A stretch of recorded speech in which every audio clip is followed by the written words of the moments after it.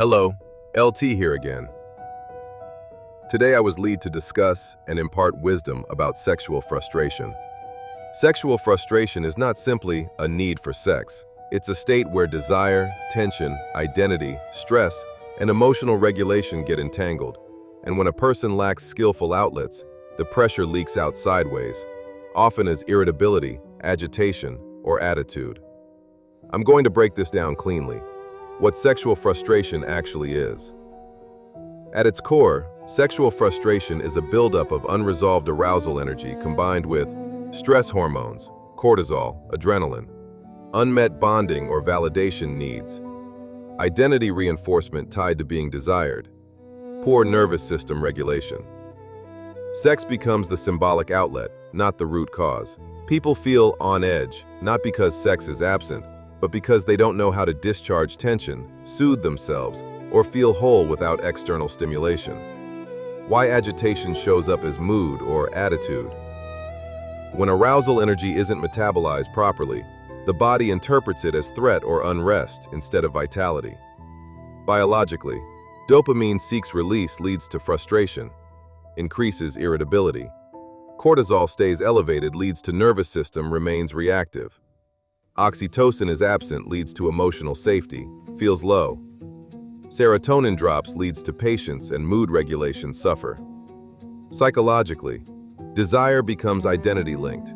Am I still attractive? Tension seeks expression, often through snappishness. The mind blames others instead of regulating internally. So the agitation isn't sexual hunger, it's unprocessed energy plus emotional dependency on release. Why this appears pronounced in many women, but isn't inherent. This is not because women need sex more emotionally. It's because many women are socialized to regulate through external connection, rather than internal mastery. Common patterns. Emotional soothing is outsourced to intimacy. Sexual attention affirms worth and desirability. Stress is stored in the body without strong discharge practices.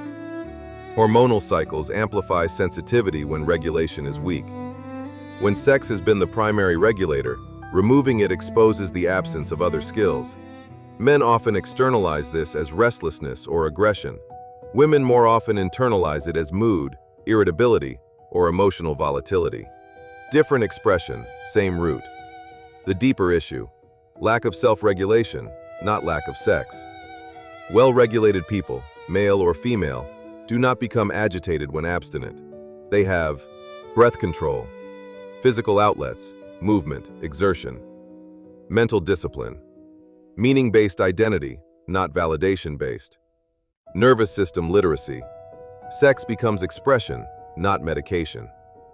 What actually resolves sexual frustration without sex? These are not substitutes, they are foundations. 1. Physical discharge. Intense movement, sprints, heavy lifts, martial arts, long walks with rhythmic breathing, stretching hips, spine, diaphragm. The body needs release, not stimulation. 2. Breath regulation. Slow nasal breathing, extended exhales, box or cadence breathing. This directly lowers arousal misinterpretation. 3. Emotional sovereignty. Not tying mood to being desired. Separating worth from attention. Recognizing arousal as energy, not demand. 4. Creative or productive transmutation. Focused creation, skill building, purposeful work. Sexual energy is life force. It wants direction. The cultural lie. Modern culture teaches, if you're frustrated, you need sex. Ancient and spiritual cultures taught, if you're agitated, you lack mastery. This is why people appear bothered, irritable, or off without sex. Not because abstinence is harmful, but because they were never taught how to be complete without consumption. Neuroscience. What's actually happening in the brain and body? 1. Sexual arousal is energy, not urgency. Sexual arousal activates dopamine, seeking/motivation. Norepinephrine, alertness, arousal.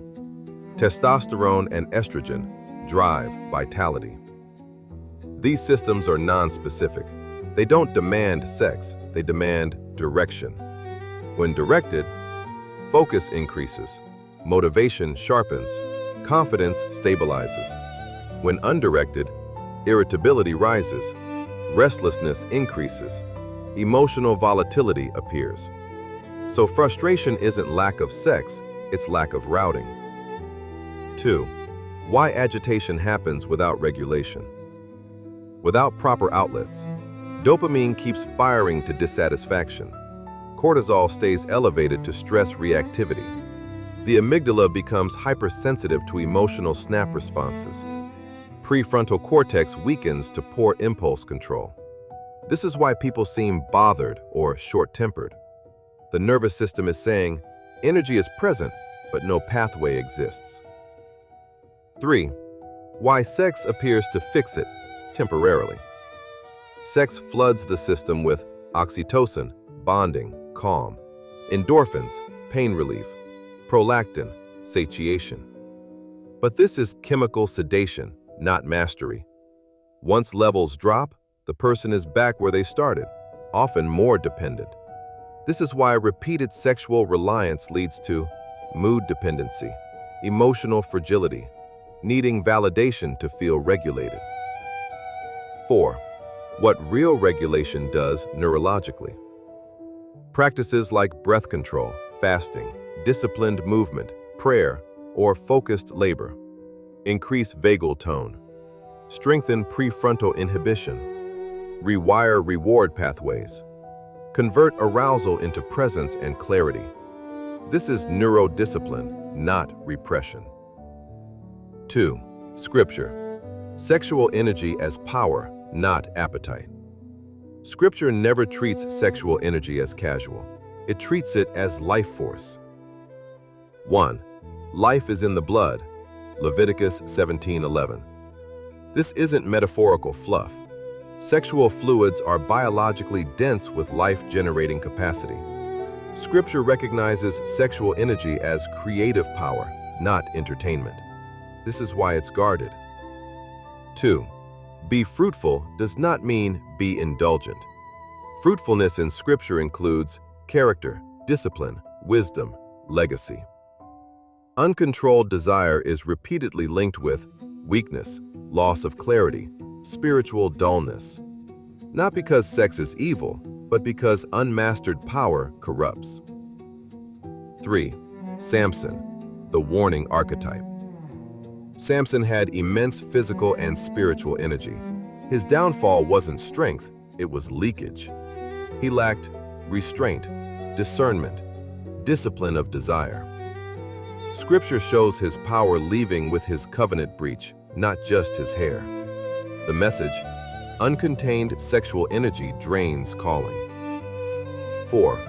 Paul's clarity, 1 Corinthians 7. Paul doesn't condemn sex. He recognizes most people lack regulation.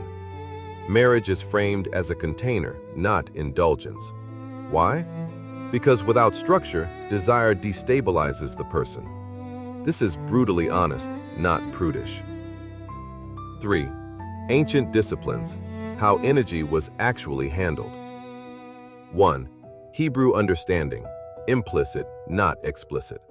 Ancient Israel practiced fasting, seasonal abstinence, ritual purification, rhythmic work/rest cycles. These weren't moral rules, they were nervous system training. Sex was sacred because it altered the person. 2. Early ascetics and Nazirite logic. Abstinence wasn't about denial. It was about heightened perception, mental clarity, spiritual sensitivity. Those called to focused purpose restricted sexual discharge to preserve attention and power. 3. Sexual energy as fire. Fire cooks food or burns houses. Scripture never says, put the fire out. It says, keep it on the altar. Levitical imagery, meaning controlled, directed, contained, purposeful. 4.